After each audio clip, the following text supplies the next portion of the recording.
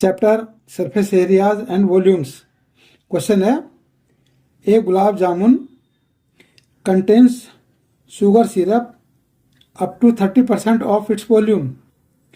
Find approximately how much syrup would be found in 45 gulab jamuns, each shaped like a cylinder with two hemispherical ends with length 5 cm and diameter 2.8 cm. Solution: gulab jamun is shaped like a cylinder with two hemispherical ends. ये एक cylinder की shape है और ये both ends इसके जो है वो हेमिस्फेरिकल है।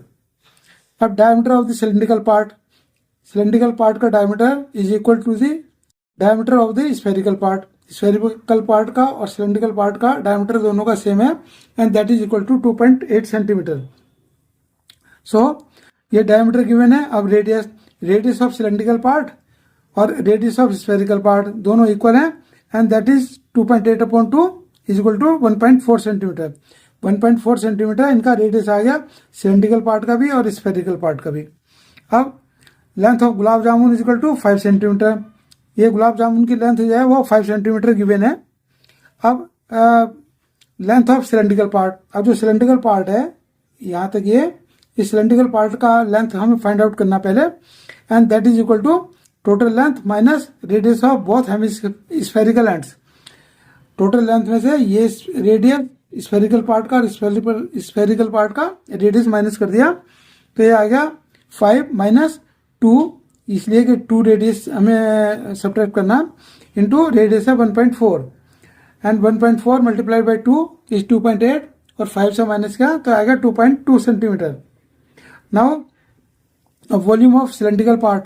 अब हम पहले सिलेंड्रिकल पार्ट का वॉल्यूम निकालते हैं फिर स्फेरिकल पार्ट का वॉल्यूम निकालेंगे, दोनों को ऐड कर देंगे। तो वॉल्यूम ऑफ सिलेंड्रिकल पार्ट से V1, हमने इसको यदि V1 कहें तो ये होता है pi r square h. Cylinder का volume pi r square h होता है।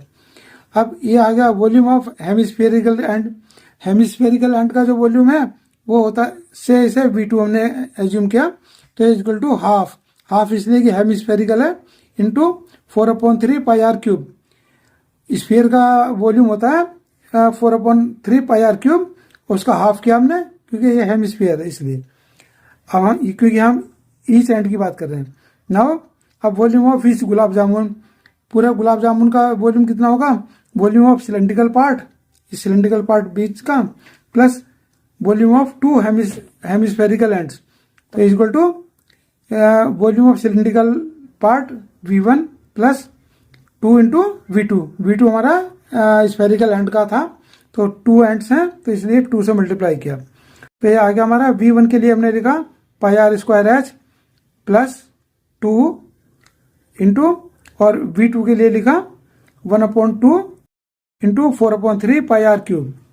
यहाँ हमने पाई आर स्क्वायर कॉमन ले लिया तो यहाँ बच रहा है एच प्लस यहाँ से ये 2 से 2 कैंसिल हो जाएगा तो ये 4/3, ये आर क्यूब था, आर स्क्वायर कॉमन आया है तो पाई कॉमन आ गया और आर स्क्वायर कॉमन आ गया, यहाँ बचा आर तो ये आ गया हमारा। पाई के लिए लिखा हमने 22/7 और आर के लिए रेडियस है 1.4 तो अब 1.4 का स्क्वायर हो गया ब्रैकेट एच की वैल्यू थी 2.2 प्लस 4/3 इंटू आर की वैल्यू है 1.4। इसे सिंप्लीफाई किया तो ये आया हमारा 25.05 क्यूबिक सेंटीमीटर। तो ये वॉल्यूम आ गया एक गुलाब जामुन का 25.05 क्यूबिक सेंटीमीटर। अब वॉल्यूम ऑफ 45 गुलाब जामुन के लिए हमने 45 से मल्टीप्लाई कर दिया एक के वॉल्यूम को तो ये आ गया 45 into 25.05 is equal to 1127.25 cubic centimetre. ये 45 गुलाब जामुन का वॉल्यूम आ गया।